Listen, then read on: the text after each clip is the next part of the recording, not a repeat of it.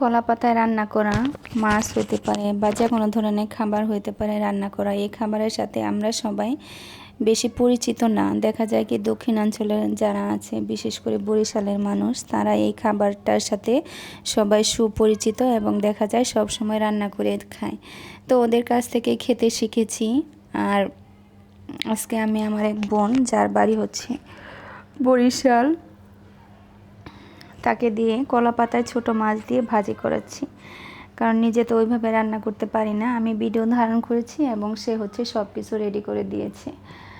আর এর জন্য দেখা যায় কি ছোটো মাছ, সিম, আলু কুচি করে নেওয়া হয়েছে এবং তার সাথে পেঁয়াজ, কাঁচামরিচ, হলুদ, লবণ, একটু মরিচের গুঁড়া দিয়ে আগে মাছ এবং সবজিগুলো ভালো করে মিশিয়ে নিয়েছে।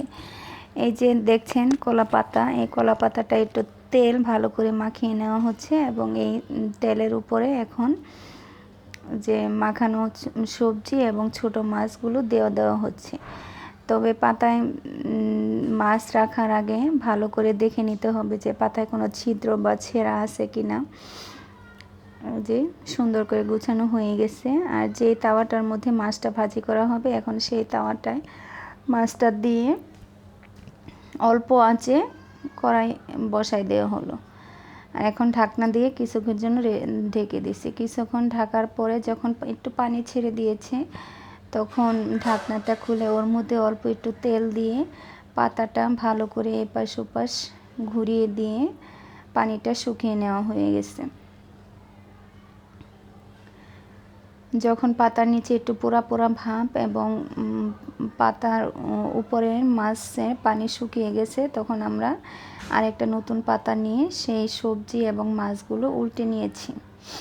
উল্টে নেওয়ার পরে এখন আবার ভাজার পালা। তাই তাওয়ার মধ্যে সেই মাছ এবং সবজি দিয়ে একটু ঢেকে দিয়েছি। ঢেকে দেওয়ার পরে আস্তে আস্তে করে প্রথম যে পাতায় মাছটা ভাজা হয়েছিল, ওই পাতাটা তুলে ফেলে দিয়েছি এবং আবার একটু তেল দিয়ে মাছটা আবার একটু ভালো করে ভেজে নিয়েছি। ভাজা হয়েছে কিভাবে বোঝা যাবে? যে উপরের পানিটা শুকিয়ে গেছে এবং পাতার নিচে আবার একটু পোড়া পোড়া ভাব হয়েছিল। তো ভাজা হয়ে গেছে, নামিয়ে নিয়েছি।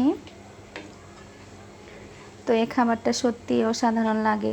যারা খেতে শিখেছেন বা খান সব সময়, তারা তো খাবেনই মজা করে। আর যারা আজকে নতুন দেখেছেন, তারা অবশ্যই রান্না করে খাবেন। আমার এই ভিডিওটি থেকে রান্না করা শিখে নেবেন। আর আমি তো অবশ্যই শিখেছি, ভবিষ্যতে এরকম করে আরও অনেকবার রান্না করব, খাবো, আপনাদেরও খাওয়াবো।